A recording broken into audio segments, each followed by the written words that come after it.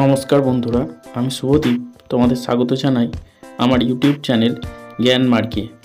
এই ভিডিওতে আমরা রায় ও মার্টিন প্রশ্নবিচিত্রা থেকে ভূগোল বিষয়ের ষষ্ঠ শ্রেণীর তৃতীয় পর্যায়ক্রমিক মূল্যায়নের নবম সেট অর্থাৎ Laketown government sponsored girls high school প্রদত্ত প্রশ্নপত্রটির সমস্ত প্রশ্নের সমাধানগুলি নিয়ে আলোচনা করব। দেখো, একের বলেছে ভারতের রেখা মানচিত্রে নিম্নলিখিত বিষয়গুলি উপযুক্ত প্রতীক চিহ্ন সহ বসাও। দেখো, একের বলেছে কন্যাকুমারিকা, এটা ভারতবর্ষের দক্ষিণ দিকে লাল বিন্দু দিয়ে দেখানো হয়েছে। 2, সাতপুরা পর্বত, এটা দেখো পশ্চিম ভারতে গাঢ় বাদামি রেখা দিয়ে সাতপুরা পর্বতকে দেখানো হয়েছে। 3, ম্যানগ্রোভ বনভূমি, এটা দেখো পূর্ব ভারতে পশ্চিমবঙ্গের নিচে ম্যানগ্রোভ বনভূমিকে দেখানো হয়েছে। 4, কাবেরী নদী, এটা দেখো দক্ষিণ ভারতে নীল রেখা দিয়ে কাবেরী নদীকে দেখানো হয়েছে। আর 5, উত্তর সরকার উপকূল, এটা দেখো পূর্ব ভারতে এবং একটু নিচের দিক করে কমলা রঙের প্যাচ করে উত্তর সরকার উপকূলকে দেখানো হয়েছে। এরপর 2 দাগেরগুলো বলেছে সঠিক উত্তরটি নির্বাচন করে বাক্যটি পুনরায় লেখো।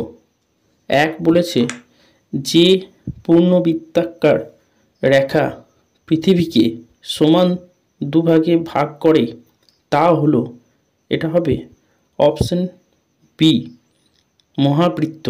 2 বলেছে কক্ষপথ ও পৃথিবীর কেন্দ্র যে তলে রয়েছে তা হলো, এটা হবে অপশন সি, কক্ষতল। 3 বলেছে বায়ুমণ্ডলের উষ্ণতা মাপক যন্ত্র হলো, এটা হবে অপশন বি, 6 থার্মোমিটার। 4, বিকেল 5টা সময়কে রেল স্টেশনের বোর্ডে দেখাবে, এটা হবে অপশন বি, 17টা আওয়ার্স। 5, মূল মধ্যরেখার অর্থাৎ 0 ডিগ্রি ঠিক বিপরীতে অবস্থান করছে যে দ্রাঘিমা রেখাটি, তার মান হলো, এটা হবে অপশন এ, 180 ডিগ্রি। 6, ফুকুশিমায় পারমাণবিক বিস্ফোরণ ঘটে, এটা হবে অপশন বি, 2011 সালে। 7 বলেছে জল ফুটে বাষ্পে পরিণত হয়, এটা হবে অপশন সি, 100 ডিগ্রি তাপমাত্রায়। 8, একটি গ্রিনহাউস গ্যাস হলো, এটা হবে অপশন এ, মিথেন। 9, আদিবাসীরা বন কেটে ও পুড়িয়ে যে চাষ করে তাকে বলে, অপশন এ, ঝুম চাষ। 10, দুটি পর্বতের মাঝের নিচু অংশকে বলে, এটা হবে অপশন সি, উপত্যকা। 11, শব্দের তীব্রতা পরিমাপ করার যন্ত্রের নাম, এটা হবে অপশন এ, ডেসিবেল মিটার। 12, হিমালয়ের সমান্তরাল পর্বতশ্রেণী নয়, এটা হলো অপশন বি, সহ্যাদ্রি। 13, ব্রহ্মপুত্র নদ তিব্বতে, এটা হলো অপশন সি, সাংপো নামে পরিচিত। 14, একটি তন্তুজাতীয় ফসল হলো, এটা হবে অপশন এ, তুলো। 15, হিমাচল প্রদেশের জনজাতির ভাষা হলো, এটা হবে অপশন বি, কিন্নরি। 16, সিন্ধুর উপনদী হলো, এটা হবে অপশন সি, শতদ্রু।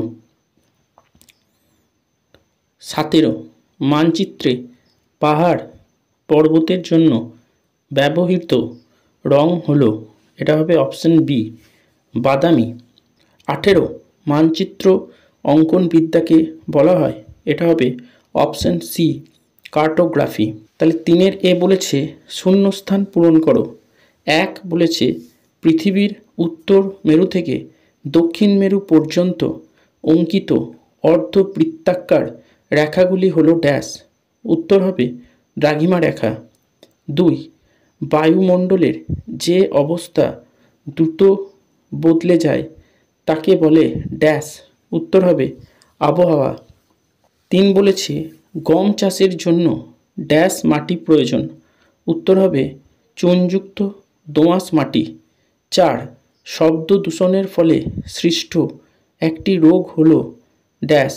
উত্তর হবে উচ্চ রক্তচাপ। এরপর 3-এর বি বলেছে বাম দিকের সঙ্গে ডান দিক মিলিয়ে লেখো। দেখো 1 বলেছে ভারতের প্রমাণ দ্রাঘিমা, এটা হবে অপশন বি 82°30' পূর্ব। 2. বায়ুর আর্দ্রতা, এটা হবে অপশন সি হাইগ্রোমিটার। 3.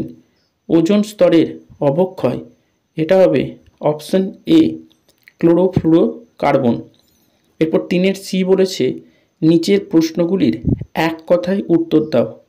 1 বলেছে ভারতের উচ্চতম পর্বতশৃঙ্গের নাম কি? উত্তর হবে গডউইন অস্টিন বা K2। 2. পৃথিবীর প্রাচীনতম মানচিত্র কোথায় আবিষ্কৃত হয়? উত্তর হবে ব্যাবিলনে। 3. দাক্ষিণাত্য মালভূমির উচ্চতম শৃঙ্গের নাম কি? উত্তর হবে আনাইমালাই পর্বতের আনাইমুদি। 4. ভারতের পশ্চিমে মরু অঞ্চলের একটি নদীর নাম লেখো।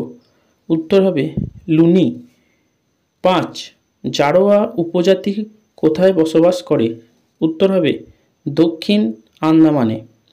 4-এরগুলো বলেছে নিচের প্রশ্নগুলির সংক্ষিপ্ত উত্তর দাও। তার আগে তোমাদের অনুরোধ করব, ভিডিওটা দেখে উপকৃত হলে অবশ্যই চ্যানেলটিকে সাবস্ক্রাইব করে নেবে এবং একটি লাইক করবে, কমেন্ট করবে আর বন্ধুদের সাথে শেয়ার করবে। দেখো 1-এর বলেছে নিরক্ষরেখা কোন কোন মহাদেশের উপর দিয়ে গেছে? উত্তর হবে আফ্রিকা, এশিয়া ও দক্ষিণ আমেরিকা মহাদেশের উপর দিয়ে নিরক্ষরেখা গেছে।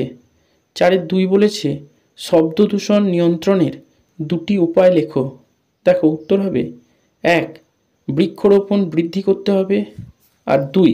শহরাঞ্চলগুলিতে যানবাহন চলাচলের ক্ষেত্রে অকারণে হর্নের ব্যবহার এবং পুরনো ইঞ্জিনযুক্ত শব্দ সৃষ্টিকারী যানবাহন চলাচল সম্পূর্ণ বন্ধ করতে হবে। এরপর 4-এর 3 বলেছে লাক্ষাদ্বীপপুঞ্জ কোন সাগরে গড়ে উঠেছে আর প্রবাল কি? উত্তর হবে লাক্ষাদ্বীপপুঞ্জ আরব সাগরে গড়ে উঠেছে, আর প্রবাল হলো এক ধরনের ক্ষুদ্রাকার সামুদ্রিক কীট।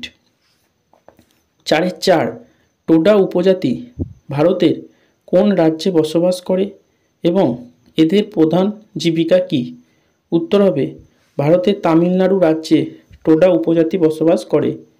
তাদের প্রধান জীবিকা হলো পশুপালন। এরপর 5-এর বলেছে নিচের প্রশ্নগুলির সংক্ষিপ্ত ব্যাখ্যামূলক উত্তর দাও। দেখো 1 বলেছে অক্ষরেখা কাকে বলে? এর 2টি বৈশিষ্ট্য লেখো। উত্তর হবে নিরক্ষরেখার সমান্তরালে পূর্ব পশ্চিমে সমব্যবধানে বিস্তৃত কাল্পনিক রেখাগুলিকে অক্ষরেখা বলে। এর 2টি বৈশিষ্ট্য হলো 1. অক্ষরেখাগুলি হয় পূর্ণবৃত্তাকার এবং 2. সব অক্ষরেখাগুলির দৈর্ঘ্য সমান হয় না। এরপর 5-এর 2 বলেছে পৃথিবীর আবর্তন গতি কাকে বলে, আর পৃথিবীর আবর্তন থেমে গেলে কি হবে?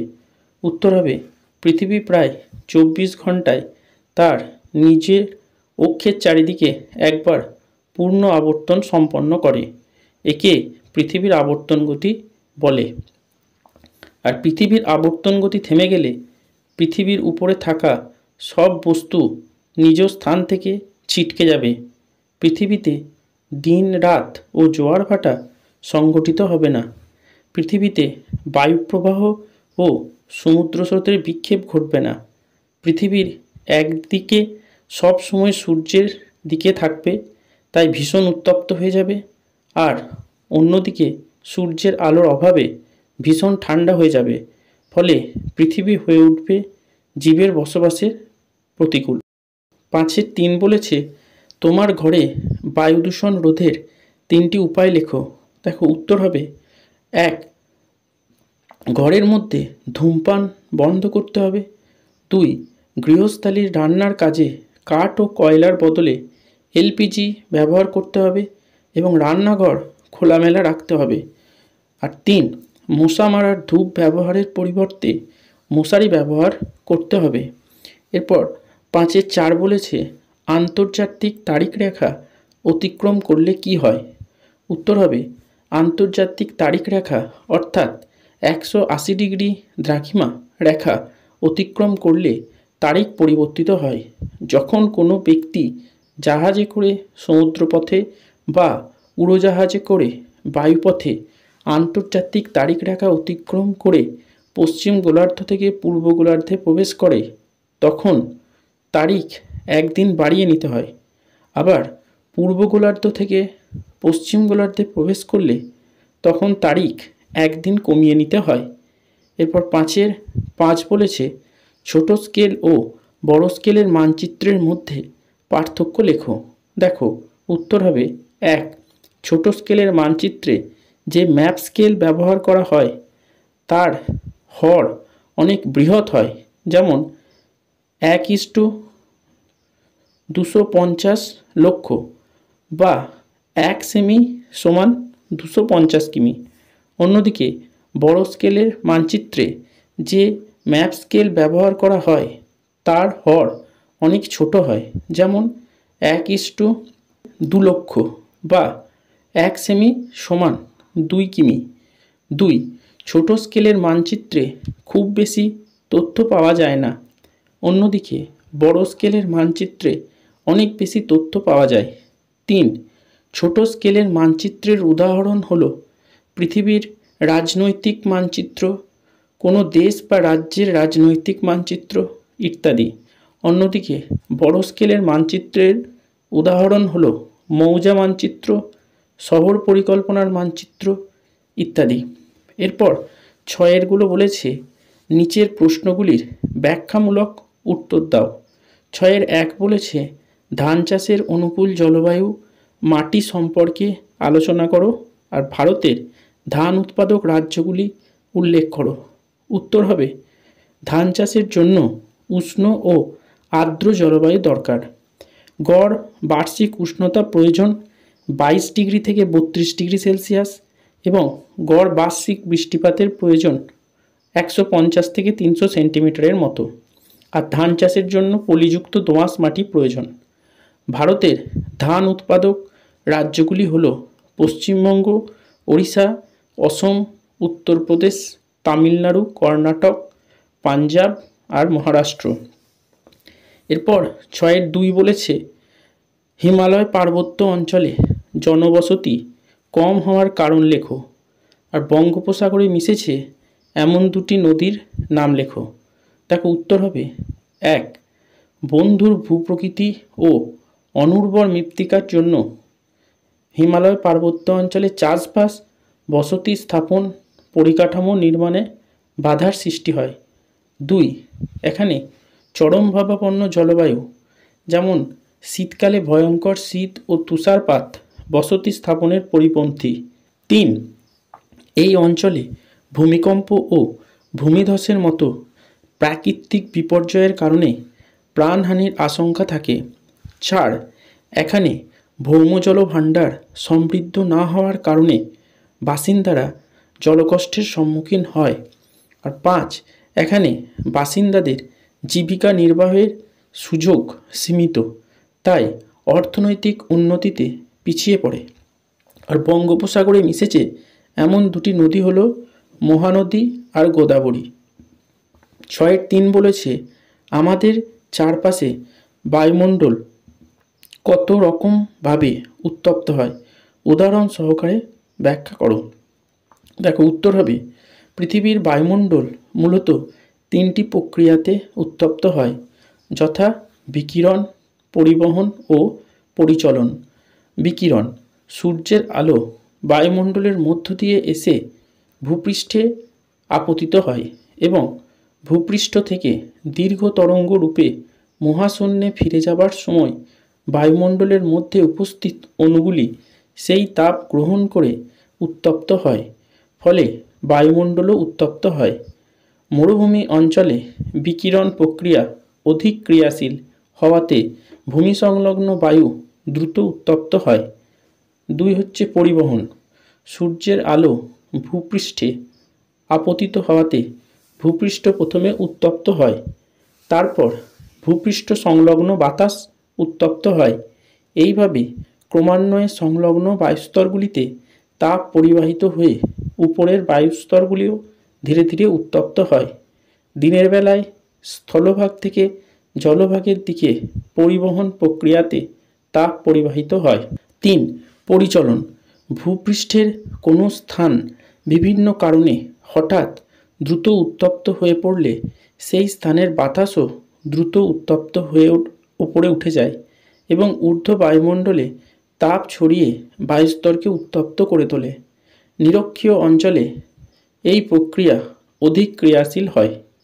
এরপর 6.4 বলেছে, ভারতের পশ্চিমে অবস্থিত মরু অঞ্চলটির বর্ণনা দাও। দেখো, উত্তর হবে ভারতের পশ্চিমে রাজস্থান রাজ্যের একেবারে পশ্চিম দিক বরাবর থর মরুভূমিটি অবস্থিত। এই অঞ্চলটি বালি ও পাথর দ্বারা আবৃত। কোথাও বড় গাছপালার অস্তিত্ব নেই। এখানে খুব ছোট ছোট অনিত্যবহ নদী দেখা যায়। এই নদীগুলিতে জল কম থাকায় বেশিরভাগ নদী সমুদ্রে পৌঁছানোর পূর্বে স্থলভাগেই বিলীন হয়ে যায়।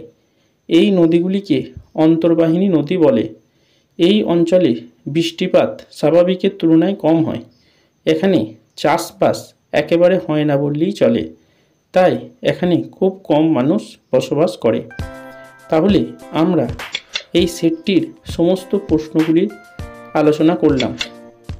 তোমরা এর পরবর্তী সেটগুলির উত্তর পেতে অবশ্যই চ্যানেলটিকে সাবস্ক্রাইব করে বেল আইকনটি প্রেস করে দেবে, যাতে সকলের আগে নোটিফিকেশনগুলি পেতে পারো।